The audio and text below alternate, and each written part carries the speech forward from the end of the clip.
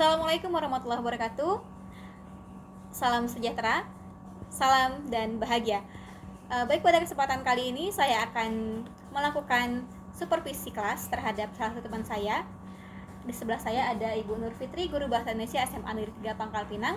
Pada kesempatan kali ini saya akan melakukan percakapan praobservasi kepada Ibu Nur Fitri. Baik, selamat siang Ibu Nur Fitri. Selamat siang Bu Nurul. Apa kabar hari ini? Alhamdulillah Bu.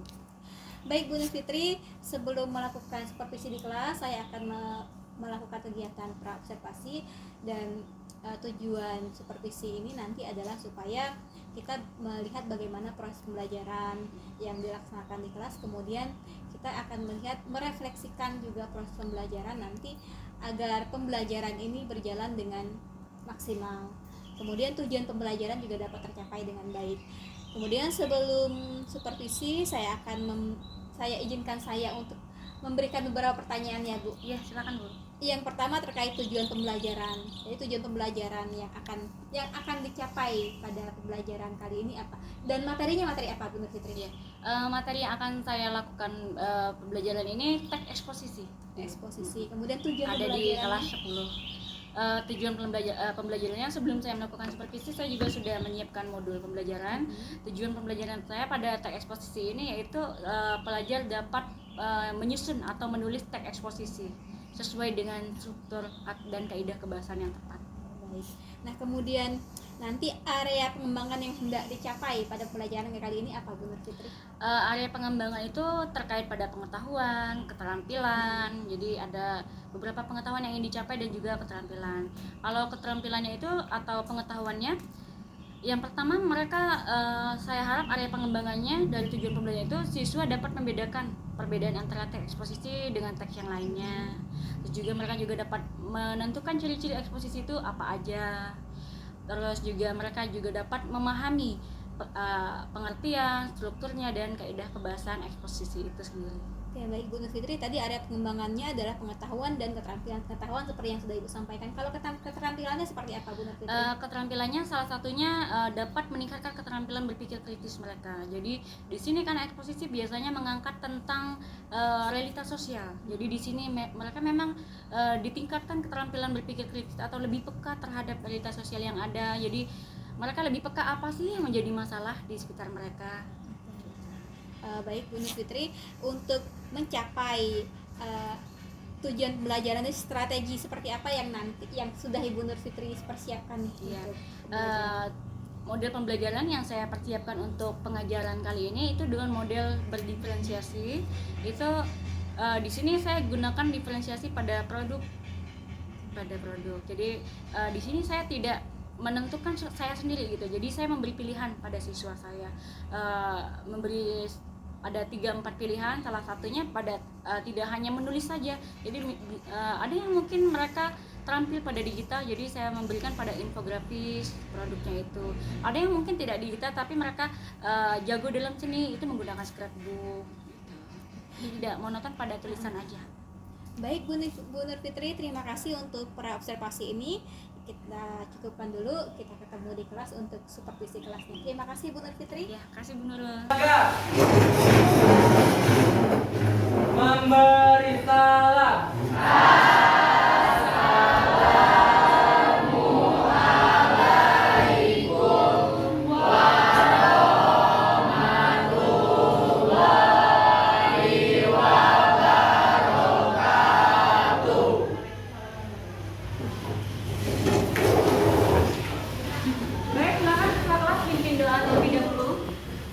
Baik teman-teman, sebelum kita memulai pelajaran pada hari ini, alangkah baiknya kita berdoa. Menurut kepercayaan masing-masing, berdoa dimulai.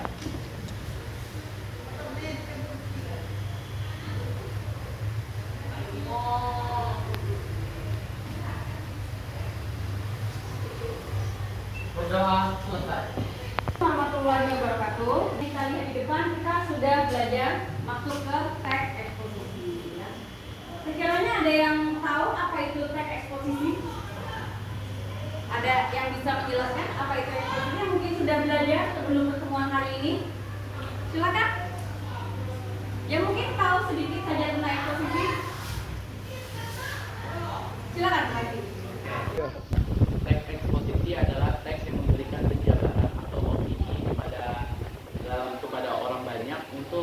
seperti dilengkapi dengan pejabaran seperti persentase dan juga bukti-bukti yang menyatakan argumen di atas tersebut. Ada yang tahu argumen itu untuk apa tujuannya? Apa sih tujuan dilampirkan penjabaran argumen itu sendiri? Data-data bukti itu buat apa? Biasanya bukti-bukti digunakan buat apa? Ya, silakan. Argumen yang adalah sebuah pendapat. Data itu digunakan untuk memperkuat pendapat kita bahwa pendapat kita itu benar. Iya. Ya. Tepuk tangan buat Raffi dan Retno. Sekali di sini kita untuk mencari data-data memperkuat argumen atau pendapat kita, pernyataan kita. Sebelum eksposisi ini kita belajar apa sebelumnya? Hasil laporan observasi. Itu observasi itu apa yang diobservasi? Objek seperti apa sih Nia?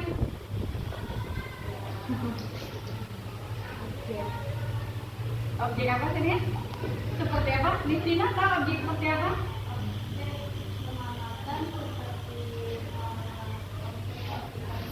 Perpustakaan, pohon ya, terus apa lagi, tumbuhan, ada lagi, bisa juga apa, hewan, kucing ya. Jadi tujuan pembelajaran eksposisi ini adalah yang pertama kemampuan mengolah informasi, lalu kemampuan berpikir kritis dan juga kemampuan menulis ya, menulis eksposisi.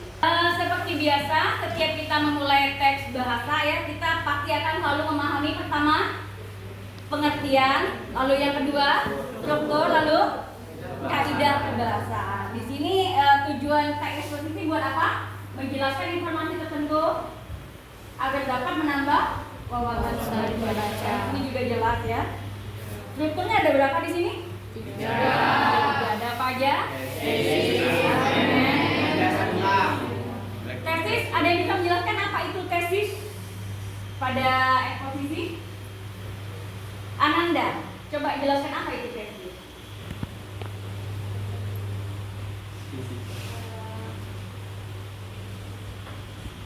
Tesis apa Ananda tesis? Tesis itu merupakan sebuah pengantar yang akan dikritik atau diberikan suatu opini. Argumen, Septian, bisa jelaskan apa itu argumen? Argumen berisi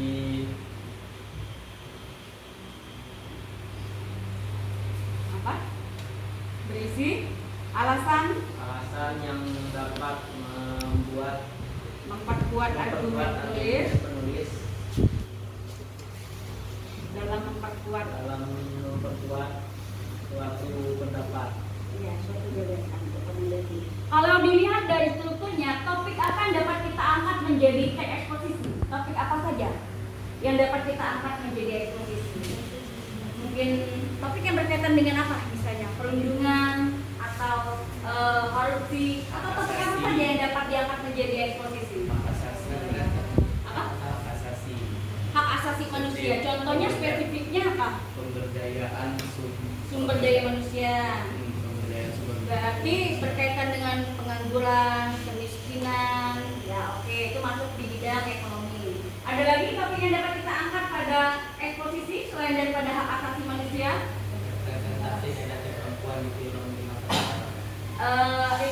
perempuan. Jadi di sini tentang perempuan ya, tentang sudut pandang, tentang feminisme, tentang maskulin ya. Oke, ada lagi yang mungkin topik yang dapat diangkat menjadi eksposisi?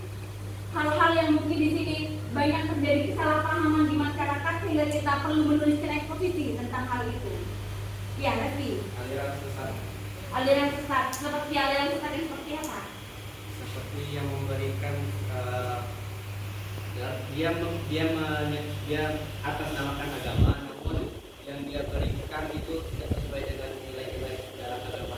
Iya, aliran sesat di sini juga kita perlu menuliskan eksposisinya bahwa di sini jelas mengedukasikan masyarakat tadi memberi wawasan pada pembaca bahwa aliran ini jelas sesat menurut nanti misalnya kalau Revi menulis tentang itu nanti juga Revi pasti akan dituntut untuk mencari bukti-buktinya apakah dia sesat atau bukan ya paham jadi topik-topik yang dapat kita angkat lalu masuk ke kaidah kebahasaan ya Di sini ada jenis-jenisnya, ada berapa jenis eksposisi? Ada 8 jenis ya. Ini langkah-langkahnya. Sudah berjalan berapa menit? Ada lagi yang ingin ditanyakan terkait teori dari eksposisi, mungkin pengertiannya, strukturnya dan kaidah pembahasannya sudah paham semua?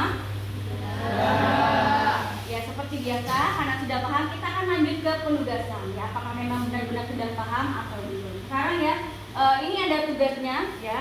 Kita menyusun eksposisi dalam berkelompok ya. Lalu memberikan tanggapan saran terhadap eksposisi dari kelompok yang lain.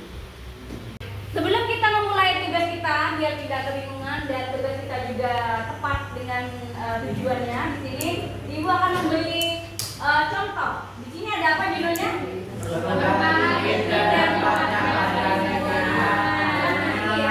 Tentang perubahan iklim dan dampaknya pada lingkungan. Sudah ketemu topiknya? Ini topiknya apa? Perlindungan ya? Perlindungan ini perlindungan mau yang diangkat di lingkungan rumah atau di lingkungan sekolah? Lingkungan sekolah. Biasanya memang ada perlindungan apa di lingkungan sekolah kita? Lebih banyaknya verbal atau fisik? Verbal itu yang kata-kata ya? Verbal ya. Silakan untuk nyari tugasnya, akibatnya apa, kenapa orang melakukan perlindungan, berikan dia akibatnya apa. Kita lanjut untuk ini. Ini topiknya apa?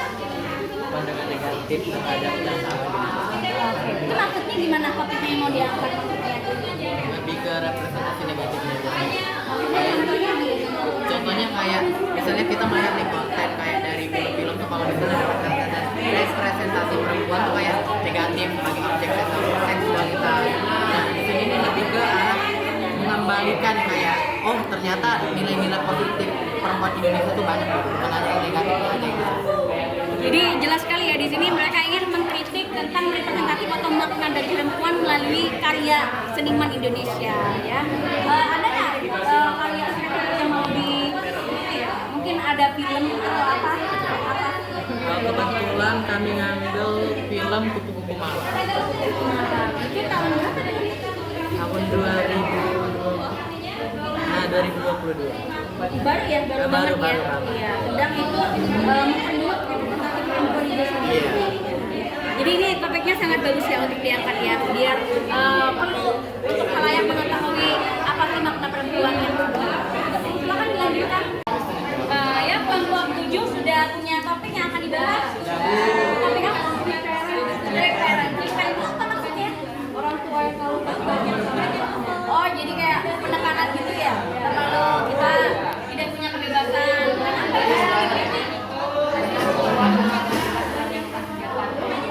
tidak bebas dalam melakukan kegiatan. Jadi membatasi kreativitas kita ya. Biasanya kegiatan seperti apa yang dibatasi?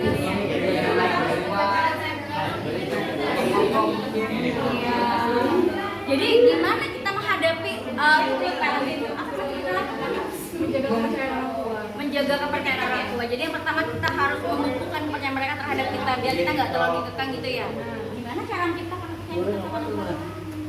Seperti membuat orang tua ketika mereka membutuhkan bantuan kita, kayak misalkan waktu malam kita belajar, ada kegiatan lain. Berarti jelas di sini bertanggung jawab, amanah ya. Besar nggak sih pengaruh kepercayaan itu sama masyarakat? Besar. Apa misalnya dampak paling buruknya karena sekarang kamu jadi apa? Apakah itu bikin kamu semangat atau justru sebaliknya? Stres. Terus apa lagi? Kalau kamu stres dampaknya kemana biasanya? Apakah kamu akan melakukan kenakalan remaja atau apa? Jadi karena kamu merasa ditekan, depresi, justru kamu akan melakukan kebohongan-kebohongan. Iya, contohnya siapa yang tahu ini? Karena kita merasa ditekan, justru apa yang kita lakukan? Berbohong kepada orang tua, sering berbohong pada orang tua. Biasanya berbohong seperti apa misalnya? Karena kita ditekan, karena kita kayak nggak dikasih kesempatan buat main. Apalagi yang mungkin pengaruh dari itu memperkecil maksudnya gimana?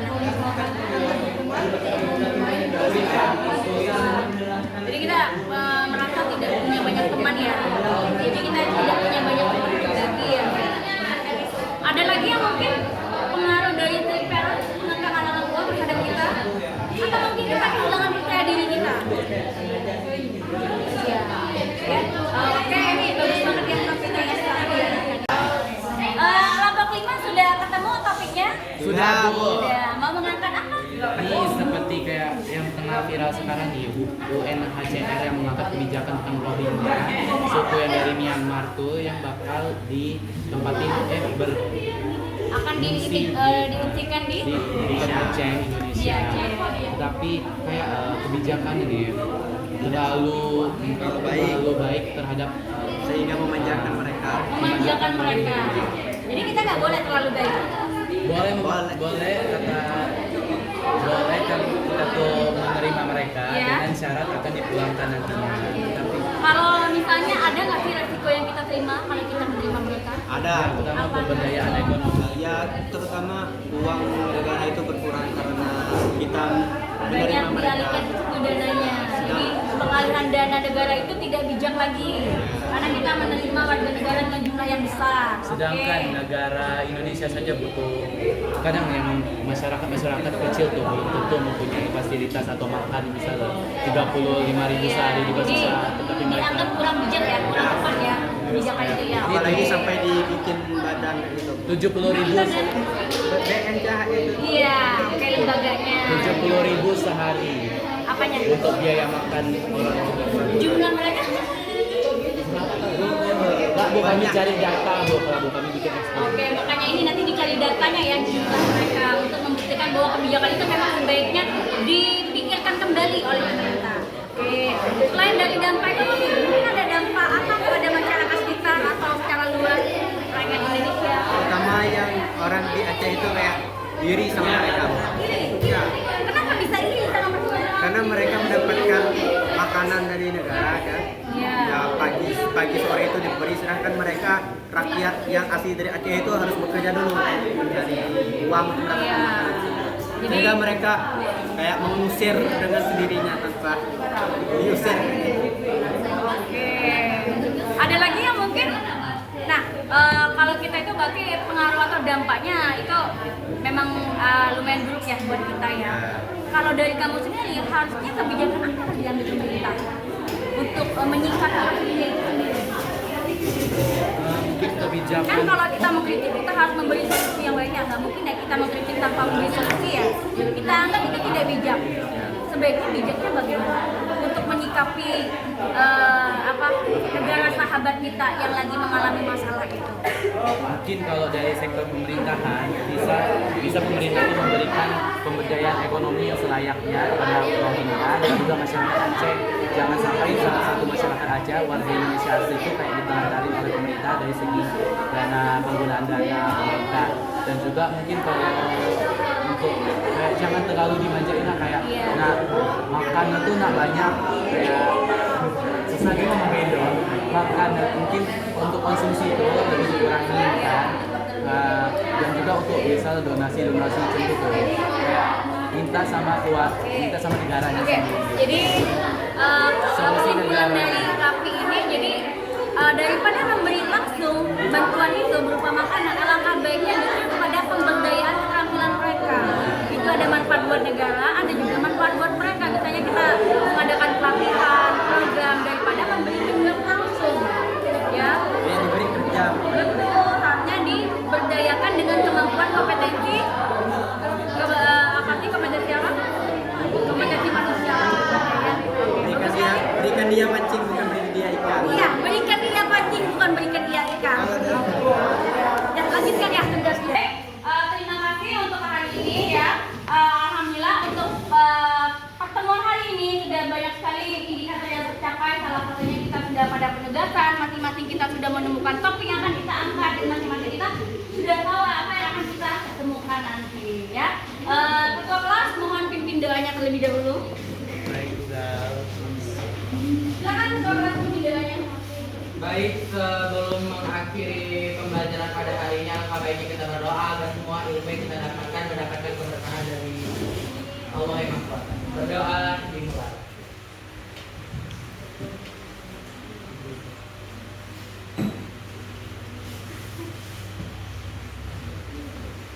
Berdoa selesai. Baik, kembali lagi bersama saya Nurul Badriah, calon guru penggerak Angkatan 9 dari Provinsi Kepulauan Bangka Belitung. Setelah supervisi kelas, saya akan melakukan percakapan pasca observasi bersama dengan Ibu Nur Fitri, guru bahasa Indonesia dari SMA Negeri 3 Pangkal Pinang. Nah, Selamat siang Bu Nur Fitri. Selamat siang Bu Nurul. Alhamdulillah sudah menyelesaikan pelajaran di kelas ya Bu Nur Iya, Fitri. alhamdulillah. Jadi saya akan melakukan percakapan kembali untuk percakapan pra observasi kelas. Setelah tadi kita melakukan supervisi di kelas dan Bu Fitri sudah mengajar dan saya sudah mengamati bagaimana proses pembelajaran di kelas. Ada beberapa pertanyaan yang ingin saya ajukan kepada Ibu Nur Fitri. Yang pertama, bagaimana nih perasaan Ibu Nur Fitri setelah selesai mengajar di kelas tadi? Perasaan saya setelah selesai mengajar, saya cukup merasa saya dengan puas ya. Saya cukup merasa bahwa apa yang saya lakukan itu sudah cukup tercapai.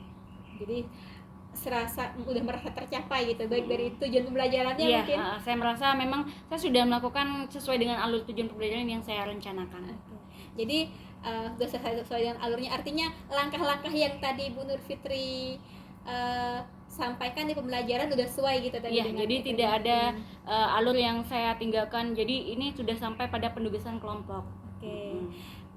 Kita kembali merefleksi ini tadi. Bagaimana alur yang tadi sudah Ibu Nur Fitri jalani dalam pembelajaran tadi? Mulai alurnya seperti apa sih? Ya, saya mulainya seperti biasa memulai kelas ya. Lalu saya lanjutkan dengan refleksi ya. Refleksi saya dari kegiatan ini, memang ada beberapa yang mungkin kekurangan dari proses pembelajaran saya yang seperti Ibu amati tadi, seperti kurang banyaknya contoh teks ya. Jadi saya tidak terlalu banyak memanfaatkan, jadi saya hanya memberikan satu contoh teks saja, dan kemungkinan itu ya masih kurang untuk pemahaman itu pada kekurangan pembelajaran kali ini. Kemudian kalau strateginya yang tadi bagaimana Bu Nur Fitri? Apakah strategi yang Bu Nur Fitri berikan di kelas sudah maksimal atau seperti apa? Ya, alasan saya juga perlu dilihat alasan saya memilih strategi ini karena saya juga melihat masalah yang dialami siswa saya. Saya melihat seperti keterlambatan mengumpulkan tugas, misalnya siswa yang si A yang lebih unggul mungkin mereka lebih awal, lalu kenapa ini bisa terlambat mengumpulkan tugas? Ya memang mungkin sepertinya karena pada penugasan yang seragam, makanya dari situ menurut saya model ini sangat efektif. Jadi tidak ada yang terlambat mengumpulkan tugas karena ada diferensiasi tadi, menyesuaikan dengan kemampuan mereka masing-masing. Kemudian untuk refleksi pembelajaran hari seperti apa? Kira-kira tadi kelebihannya udah, kemudian apa sih yang perlu diperbaiki gitu? Refleksi. Yang perlu saya perbaiki, saya mestinya sebagai pendidik ya lebih banyak memanfaatkan media-media yang memang sudah disediakan dari kementerian ya, seperti dari PMM Merdeka Mengajar. Ya memang sebaiknya sebelum mengajar saya juga melakukan asesmen terlebih dahulu. Saya ada asesmennya, tetapi memang asesmennya masih sangat sederhana ya, tidak kompleks gitu ya. Pemanfaatan PMM terus juga pengembangan teks, contoh teks, jadi untuk biar siswa lebih kaya akan jenis-jenis teks itu, dan itu juga bisa saya dapatkan dari PMM itu sendiri. Jadi bisa memanfaatkan PMM ya Iya, untuk perbaikan pembelajaran selanjutnya. Iya. Nah, terakhir nih Bu Nur Fitri, kira-kira perubahan seperti apa yang akan Ibu Nur Fitri lakukan setelah supervisi hari ini? Perubahan seperti apa yang akan Ibu Nur Fitri lakukan setelah supervisi hari ini? Iya, sepertinya saya juga bisa menambah. Tadi kan kekurangannya itu pada ragam teks ya. Jadi teksnya terlalu sedikit. Jadi saya sebelum mengajar, alangkah baiknya memang saya harus mencari banyak referensi, dan saya juga harus update karena kalau di bahasa Indonesia tidak mungkin kami menggunakan teks tahun lalu, karena biasanya pada eksposisi ini mengangkat fenomena. Misalnya saya mengangkat tentang fenomena hukum Indonesia itu tidak diberlakukan, maksudnya belum diberlakukan semestinya. Misalnya kasusnya Verdi Sambo. Sedangkan pada Verdi Sambo itu kasusnya sudah, kalau bagi siswa itu sudah sangat di sini saya dituntut untuk lebih aktual, lebih update gitu. Karena memang di bahasa Indonesia tidak mungkin saya menggunakan isu-isu yang lama. Jadi perubahannya ada ke depan supaya lebih memvariasikan teks-teksnya Iya, ya. Jadi di prosesnya lebih bervariasi nanti gitu. Baik Bu Nur Fitri, terima kasih untuk hari ini. Terima kasih juga untuk supervisi hari ini.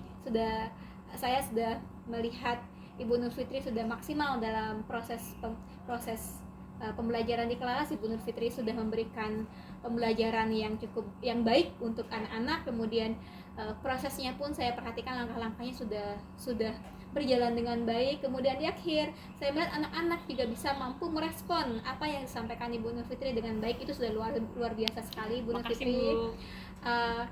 Dan juga terakhir saya mengucapkan terima kasih untuk pembelajaran yang mungkin bisa juga untuk diri saya sendiri. Dan kita mungkin akan ketemu di supervisi selanjutnya. Terima kasih Bu Nur Fitri. Makasih